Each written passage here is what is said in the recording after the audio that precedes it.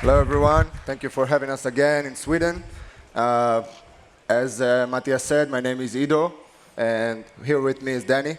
Uh, a little bit about the presentation that we're going to do today. We're going to talk about the North Korean threat actor and how they shift from, they still are targeting financial institutions, but also found a big trend around cryptocurrency. You've probably heard about it. And we're going to cover a lot of it and also have a small debate between the two of us. So a little bit about us, as we said our names, but we are also the founders of VirusBay. Is anyone familiar with this name, VirusBay? Wow, amazing. Great. Last year, it's like everyone is familiar with VirusBay. One person is like, eh. And that was our friend. And there was a friend from Israel. So I'm a researcher at a team called the Great Global Research and Analysis Team. 40 people around the world, part of Kaspersky Lab, hunting for the major threat actors and interesting campaigns. I'm a CTO at Net Alpha Financial Systems. We're a company that does different financial instruments for low liquidity markets. I'm also an alumni and a lecturer in a college called the College of Management in Israel, one of the biggest. I was a student of Berkeley on a gap year currently. Dropout. And here. I'm a father of 3 daughters, and Danny is active on Tinder. It's for research. It's for research. So we do have common grounds there. His babies are unknown, like we don't know where they are specifically, but he got some. And we're both from Israel. So let's begin with the talk. A little recap about the crypto hacks. So we know they started around 2011, and there was a lot of major ones listed here before you. And also we have those in red who are attributed to the APT actor we're going to talk about today. Their name is Lazarus, Hidden Cobra, and other type of names. We're going to focus on a unit called APT38, or Blue Norov, as they're called, the ones who are actually after financial gain. So in 2019, they didn't left out the cryptocurrency. We have the BitHump. I don't know if you're familiar with that story. Another crypto hack that they were involved in this recent year. All right, I'll take that. All right.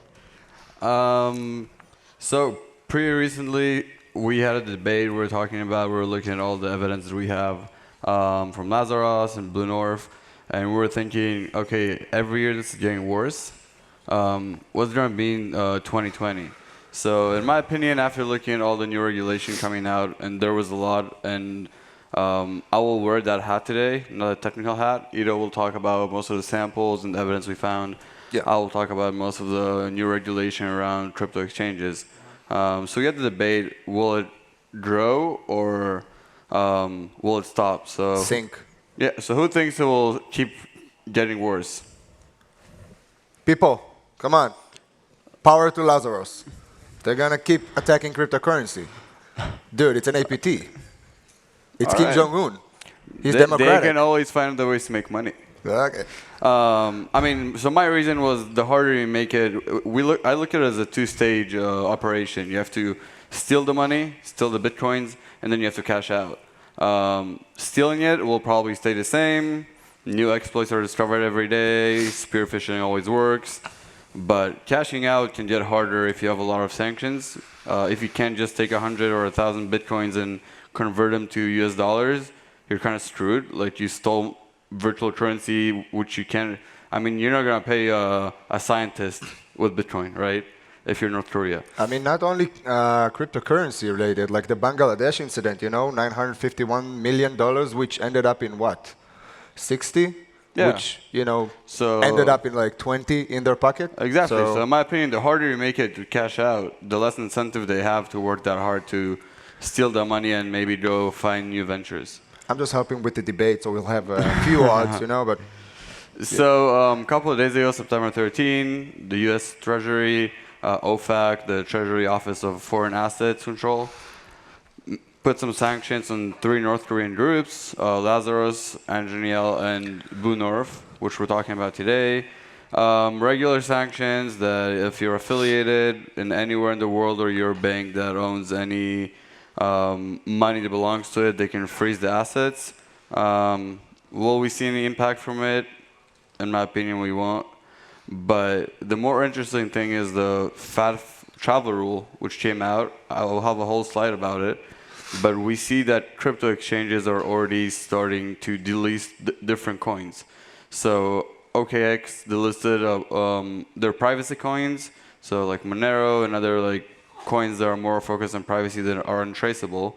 So when that happens, I mean, for a group like Lazarus or Blue North, they want to like take the Bitcoin. They usually want to convert it to a different currency, maybe usually a private coin. And when big exchanges started listing them, they can't cash out. They have nowhere to convert it to fiat currency. Give me the clicker. Come on. OK. It's enough. You can go. Let's go down the rabbit hole. So before we go down into technical stuff, I was thinking about doing some small timeline to just give you an overview of how they are shifting into cryptocurrency. I know it's not like the entire landscape, and there is not like all the stories, but it's enough. What we have here is enough for you to understand like how they are rolling their stuff. So taking back from like going back to mid-17, we had like a big casino, which was spearfished. And at the end of the incident, like at the final stages, there was a drop of a tool that its name is Manuscript. A Manuscript is like a takeover type tool that is related to Lazarus, was attributed to Lazarus also back in the days. And this is the like the first stage of them attacking places which are basically online. The other one was very interesting, still not related to cryptocurrency. However, the decoy was related. It was a decoy which had like a blockchain type venture in the document, and it's some sort of a indicator if you look from a bird view. Then 2018, not related to Blue North, but does related to North Korea, was Kim Suk-hee, who elevated the North Korean summits in order to attack one of the cryptocurrency exchanges and use the same tool, Manuscript. Afterwards, mid-18, we've seen another attack. This time was elevating an OpenSSL vulnerability. The libraries was actually replaced with the original libraries, which eventually ended up with the supply chain attack on a cryptocurrency, dropping another variant of the Manuscript called Chill, also attributed to Lazarus. Keeping going, and there was a major a release that we had in Kaspersky. It's called Apple Juice. You probably heard about it. It's the attack which involved also like Mac samples alongside Microsoft-related samples.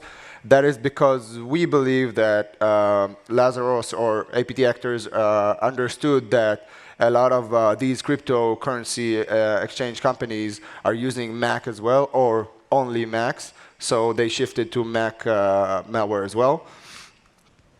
And we can see that the Manuscript is still ongoing, although it got a new name with some extensions that's named Threat Needle. That's like the big brother of Manuscript. And as I said, two of those incidents, the last one from Apple Juice and the recent one that we're going to talk about in this talk, are both have Mac and Windows variants. So that's interesting, but let's go deeper into the rabbit hole. As I said, we are here, end of 19, and we want to have some sort of decision-making between our debating subject. So a quick round of information around Apple Juice. So there was this decoy update of a software which was called Salas Limited, some sort of a trading app. In this incident, we were called to do an incident response. I've heard the last talk was referring to incident response, so part of our research is also that. We found some major IOCs over there, encryption keys which were used in the past, and some sort of a communication which was very familiar to us. Some things to talk about the communication. I don't know if you see it, but there is like a MIME type named juice, which why the name was originally why the operation named apple juice. And over here, you have a oh, amazing. So over here we have a GIF header, but basically this is not a GIF. Okay, this is encrypted content from the victim machine, and was encrypted with the key which was behind just a few seconds ago. And this would be sent to the C2 for further investigation. The fault shield, the 16-byte key, which decrypts the major DLL and drops the takeover tool eventually. We found it in that incident as well, which linked back to Lazarus. Some more interesting details were the RCA, the RC4 key, which was also found in the incident, was used in previous attacks of Lazarus. We tried to hunt down Celas, and we ended up finding a company with an address in some field in the Netherlands. So based on those results, we understood that it's a fake company, and it's maybe something that we will see again in future attacks. The fault shield sample was overlapped with other samples of Lazarus using same C2s from previous attacks, also things that helped us understand. And of course, the most interesting one was KOKP, Korean language, found also in one of the communication patterns. And so that was in 2018 when we released it, the end of 2018. And then we had another incident investigated related also to Lazarus. The samples themselves, we saw starting development around November of 18, and it was interesting because it had the same pattern of having Mac and Windows as well. Another interesting thing that we saw was the fact that they had two different types of C2 servers, and I'll go into that in just a few minutes. They are actually faking WordPress links to make the traffic look legitimate. We'll also see that in a few seconds. And then we found the PowerShell, which is also a major part of this talk as well, and their activity. I think that what they have in mind is actually moving from old school type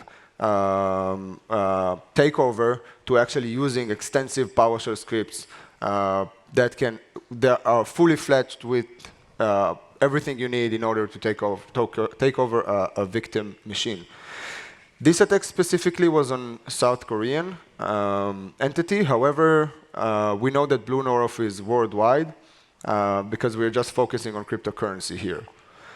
Another interesting part, and maybe the last part, is the fact that they are ready for redundancy. They have hot patches for their malware in cases where the malware won't work the way they want. So they have hot patches ready. We found them either on multi-scanners or in the incident itself. So when going down into the incident itself, we saw the macro. You can see it here. It was very obvious in the HWP, Hangul, the Hangul documents. And within that macro, we can see right from the beginning that there is a condition there. And the condition itself says, like, if Mac, then. So we understood that there was supposed to be something else other than Mac. And here's the Mac, and else we can also see like there is some sort of an environment which is trying to formulate some PS1, which is the PowerShell. And we can also identify like the environment with the temp, which is related to Windows. So we know that side, the left side, is related to Mac, while the right side is related to Windows. And we can see that there are some differences, some interesting differences. So for example, we can see that underneath the line of if Mac, we can see the HTTPS going to the C2 to actually download the sample in case it's a Mac, and then change or modify the permissions and install the malicious app on the machine, versus Windows, where they leverage the PowerShell to actually evade some Microsoft protections and execute the PowerShell. If we look from a bird view, we can see that there is a macro weaponized document. After that, there is an OS checking. And after the OS checking, there is the decision making. And they create and execute if it's a Windows or fetch from a remote server, which we just saw. So if we look at the extensiveness, I'd say, of the PowerShell script, we can see that they actually took care of everything. This PowerShell script is much longer than what it's looking here. But just to give you an overview of the global variables, so the first one is actually 1 or 0 to exit the malware. The other one is just a buffer for the response coming from the C2 server, a list of the C2 servers, and some global function which was used for the actual takeover. If we look at the post over here, which is kind of different from the one we saw in Applejuice, we still can see some small similarities with the user agent being hard-coded and the commands that are being sent, which are proprietary for that attack. And we can see in yellow the web includes, which fakes the WordPress.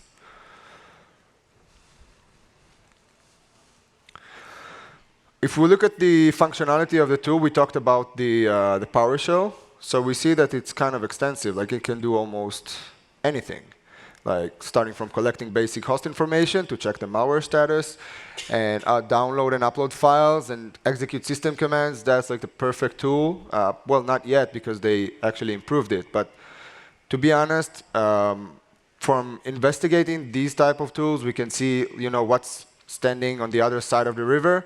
And we're kind of, well, I won't say worried, because that's our job, but we're kind of enthusiasts, waiting for the next incident, waiting to see how they will improve their tools, waiting to see what's missing in their tool set.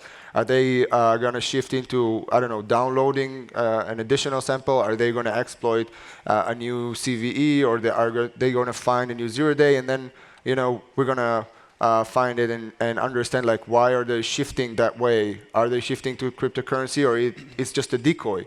They have an interesting way of using wipers. They're using ransomware for wipers. Did anyone ever heard about it? Did anyone ever heard about the incident in Asia where they attacked a bank, and inside one of the samples they had a ransomware ready to launch just to wipe everything out before they leave? So that's a true story. They attempted to steal $1 million from that bank. It was stopped with the assistance of incident responders over there.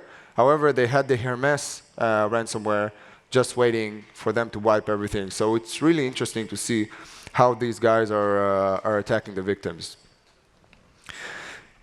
We said that there is a segregation between the C2 servers. So they have servers which they purchase, just like you and me, and they have compromised web servers, just like you and me, right? No, you don't compromise servers for fun? Oh, OK. I was just checking if you're awake. OK, so they have both of these, and both of these are for different reasons. So, and a very smart reason. They don't want to lose their builders. So there is a builder, which is an executable file that generates the samples. The samples will eventually reach the victims. The builders, they keep for themselves to keep generating more malware. And these ones, they don't want you to have them, or us. I mean, we do have them, but they don't know. So don't say anything. Now they do.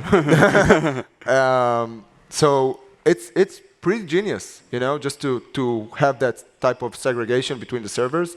And the compromised servers are used for distribution, as I said.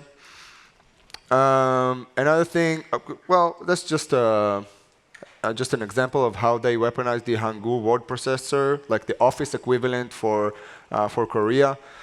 So this is one example. Lafiz, which is a blockchain venture based in China. And this was a decoy document, a real one from the scene that was sent to one of the employees. And when he clicked it, it actually downloaded the sample and infected the machine. And this is another interesting decoy document of coin information about a company located in the region that had all the right information in place for the victim to actually click the macro. In terms of overlap, this is something that we do all the time in order to understand whether this attack is linked to other attacks. And over here, the Windows sample was the one that actually helped us to link everything. And I'll show you it in a very simplistic way in just a second. But going from down up, we can see the Windows sample here. For those of you on the other side, yeah, we can see here the Windows. I've never had this when I was a kid.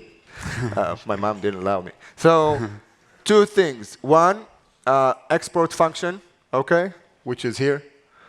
Here. You're moving your heads. That's crazy. I'm kidding. So export function, the check self export function, one of the major functions which we found in other related samples of Lazarus, and an internal name which names battle 64 or 32, depends on the operating system.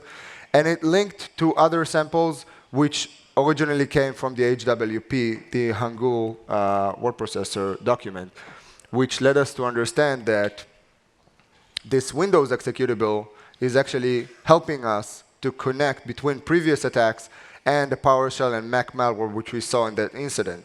So we have what I said about the check self and the battle, and some similarities in the communication, if you remember I mentioned. And on the other side, we have the same hosting servers and network communication and vector functions that helps us to overlap everything and to understand that it's similar to other attacks. Regarding the manuscript, the way to detect the manuscript dropping from the HWP is in the following order. A malicious HWP sample has a crafted image to trigger the vulnerability. The vulnerability is a known one in a place called the postscript. So the malicious postscript is executed, and it runs the shellcode. Once the shellcode is ran and downloads the payload, it will do a number of routines on that payload, but it will eventually drop the manuscript backdoor. And this is basically a detection system that we have internally just for that incident. Actually, this one is, well, it's like a few months old, but it's already outdated because they are like shifting to new tools. The last thing we're going to talk about is another attack which is happened just recently. So I told you how they attack financial institutions and the cryptocurrency exchanges. So we had a number of incidents in different countries, and we also had fingerprints in other countries as well. However, the links are not very well laid out that we can actually attribute it. So we have those on the right-hand side that we can be sure that it's related to Blue Noroff. Starting from the fact of the PowerShell that we found, this is actually a recycle from 2018. I don't know if anyone read the Vietnamese CERT release of Red Bank, the Chilean bank attack. Anyone saw it? No one is bored as me? Okay. So they published some document regarding attack from Lazarus on a Chilean bank, and we will do like a flashback to that attack, so we will see it. It's actually interesting, like in one slide. This payload that you're looking at is actually containing a base64 encoded. It's right here. It's a little blurry, but it's a base64 encoded executable. And the PowerShell over here is actually part of an open source tool called PowerSploit, a very known one. and a very similar one to another tool that Lazarus is using, and also used in the attack on the Chilean bank. Two main techniques that Blue Naor are using. First, on the right is using PowerShell to drop or to hide the malware and then drop it. And then what I was just talking about, the fact of using the PowerSploit in order to inject the payload into Explorer and then tunnel it to the C2.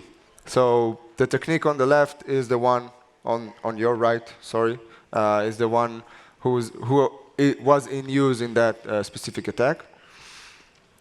And just one or two things about the Red Bank. So the Red Bank was an attack that was attributed to Blue Naor in Chile. It contained the .NET downloader, which you can see on the bottom side. This is actually the .NET downloader. And the attack was actually happening over LinkedIn. So the lure, the initial lure was over LinkedIn. An employee of the company, of the bank, was lured by the attackers to actually download some client that will allow him to apply for a job. And this small client was in the background running this .NET downloader, which actually decrypted the PowerShell agent called PowerAtanba, which is in use by Lazarus, and still attacking cryptocurrencies as well. We're seeing how Lazarus are using new techniques, how they are using PowerShell in order to attack cryptocurrency. We're seeing like a map or like branches of attacks. And on my side of going back to the debate, I don't see them stopping anywhere soon. I just see them evolving all the time. So sanctions, regulations, I don't know what. I don't think Kim Jong-un cares about all that. And I think that 2020 will show us new techniques, will show us new attack vectors, and that's my 2 cents here. Back to you, Danny. All right, I think that he cares about money, because he needs money. So let's do a little bit of jargon overview. Who doesn't know? KYC is know your customer. It's a set of procedures that some regulations, especially in financial institutions, they have to follow when they work with customers, whether it's private people or companies. So you have your customers acceptance policy. You decide which customers are part of your customer group, who will you accept. You have identification using government IDs. You have a bunch of companies doing like verification of documents. AML, so you have the Financial Action Task Force. They give advisories on which currencies you can do business with, which ones you can't do business with. Record keeping, reporting transactions that you think are malicious, having your risk controls in place. And there's a CFT, which is combating the financing of terror, which relates to North Korea. You have weapons of mass destruction they're trying to develop, so you don't want to move money there. 2 types of exchanges that we're going to talk about. There's a small difference between the procedures they do.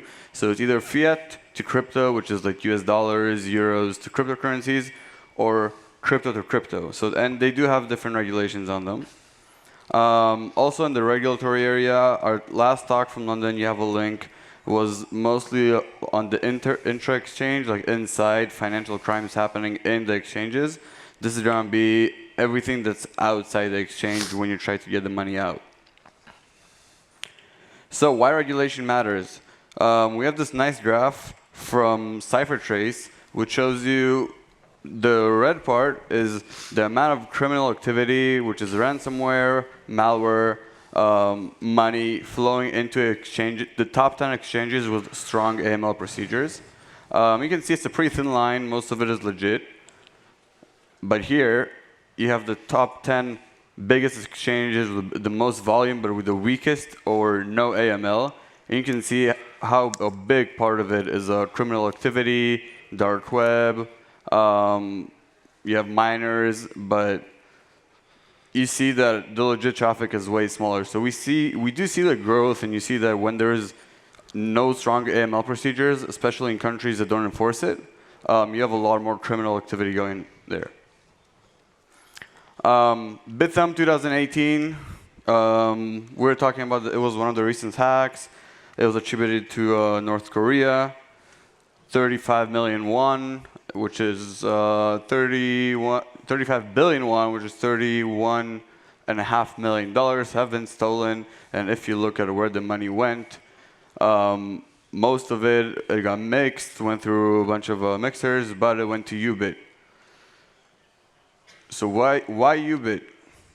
It's an exchange in Russia. There's no regulation, no AML procedures. You can withdraw money without even having your ID scanned. There's a bunch of they have a lot of payment processors, Yandex and Payee. You can convert crypto to USD or ruble very easily, so it's very easy to cash out. And like I said, no KYC or AML measures. Ido took some of my time, but we'll try to get this quick. New rule by the Financial Action Task Force, which basically put everything that you have on financial institutions, put it on crypto exchanges. If you transfer more than $1,000 worth of money, you need the originator name, wallet address, his ID, national ID, and same goes with whoever's receiving it. They do put the guidelines out, and they said they gave 12 months to the countries that are compliant with the FATF. So the review set will be in June 2020. ALMD 5, basically a similar version, extends AML procedures in European countries to crypto. Also restricts a lot of things of mostly KYC and strong AML on the customers. It went into force on July 9, but they gave all the European EU member countries until January 2020 to comply with that. So I made my point on why all those hacks end up in exchanges with the poor AML, and I gave you just the two major regulatory changes now, but all the countries are doing that. Japan, after the hacks, made very strict regulation and legislation on crypto exchanges with big fines. So that's why I think it's going to be way hard to cash out. Ido made his point on how easy it is to hack exchanges, but that's always been like that and always keep being like that. So any questions? Well, first of all, thank you so much, Ido and Danny.